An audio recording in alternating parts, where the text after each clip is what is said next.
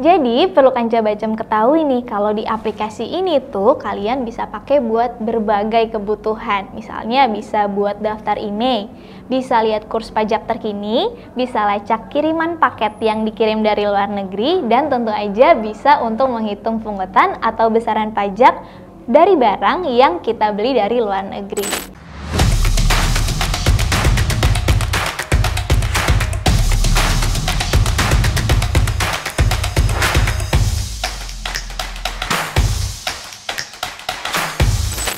Halo Kanca Bacem, kembali lagi bersama saya Anita yang pada kesempatan kali ini akan memberikan tutorial kepada kalian cara gampang menghitung besar pungutan bea masuk serta pajak dalam rangka impor untuk barang yang kalian beli dari luar negeri, baik kalian bawa secara langsung sebagai barang bawaan penumpang atau kalian kirim barang tersebut melalui perusahaan jasa titipan baik dari PT Pos Indonesia maupun perusahaan jasa titipan lainnya.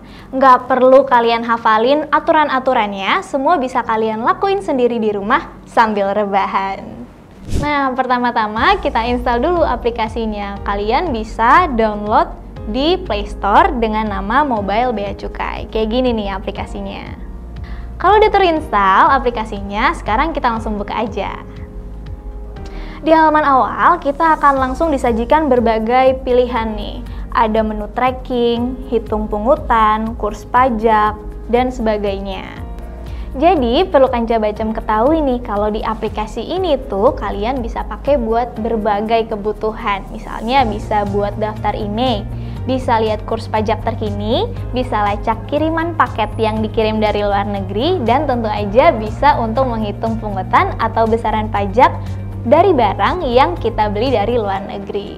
Menu ini yang akan kita pakai pada tutorial kali ini. Langsung aja kita klik menu hitung pungutan.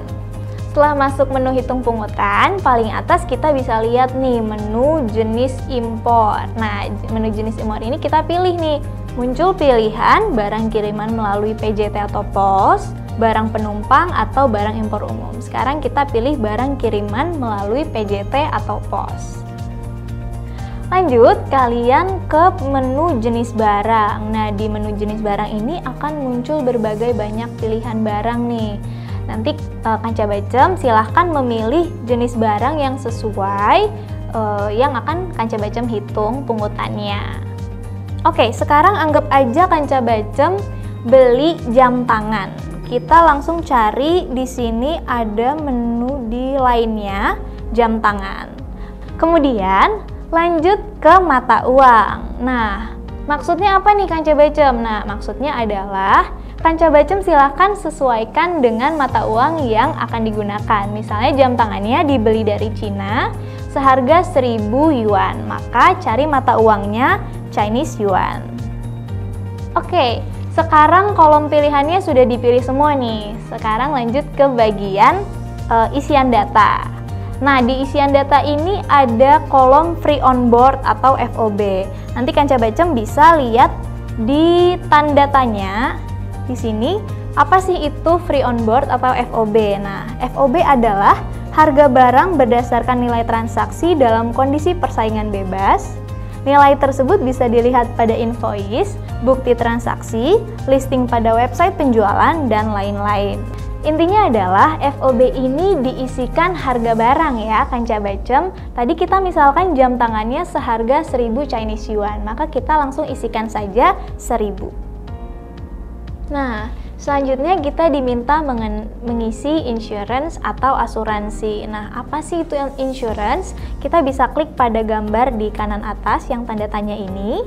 Nah, insurance adalah 0,5% dari harga barang ditambah ongkos kirim. Jadi kita bisa isikan dulu ongkos kirimnya, baru nanti kita bisa hitung insurance-nya. Ongkos kirim ini kita bisa memasukkan di kolom freight.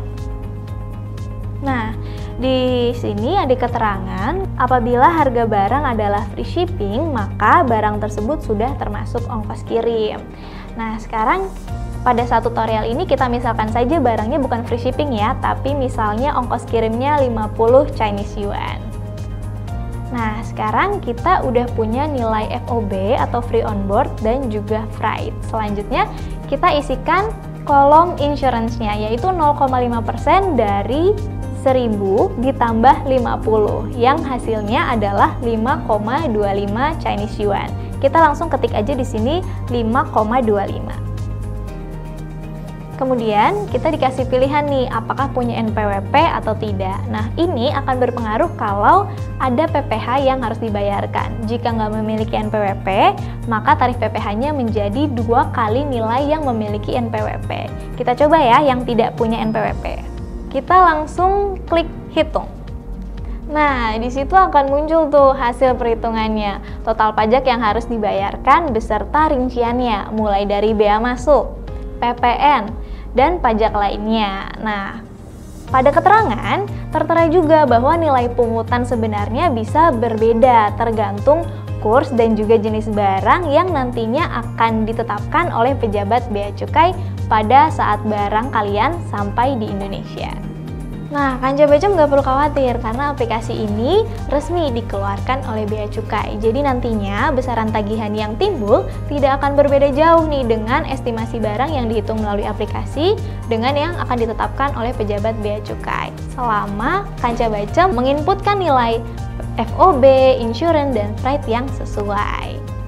Nah, di sini juga ada kolom lartas atau larangan dan pembatasan.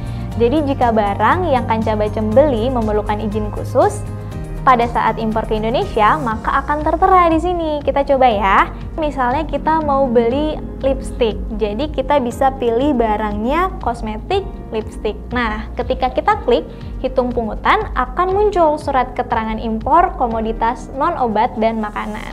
Berarti Kanca Bacem butuh aturan izin tersebut supaya barang Kanca Bacem bisa diizinkan untuk dimasukkan ke Indonesia. Nah, gampang banget kan Kanca Bacem, nggak perlu takut lagi kalau misalnya Kanca Bacem mau beli ini itu dari luar negeri, tapi takut dengan penghitungan besaran pajaknya ketika barang sampai di Indonesia. Jadi bisa dihitung dulu nih pakai aplikasi ini. Dan aplikasi ini juga bisa digunakan untuk menghitung besaran pajak untuk barang bawaan penumpang. Tentunya akan secara otomatis disesuaikan dengan ketentuan barang bawaan penumpang. Penasaran? Yuk langsung unduh aplikasinya dan coba sendiri di rumah. Buat kalian yang masih ada pertanyaan, sampaikan aja ya di kolom komentar. Jangan lupa like video ini dan juga share ke teman-teman kalian supaya mereka juga bisa dapat ilmunya. Sampai jumpa lagi di video tutorial berikutnya. Bye!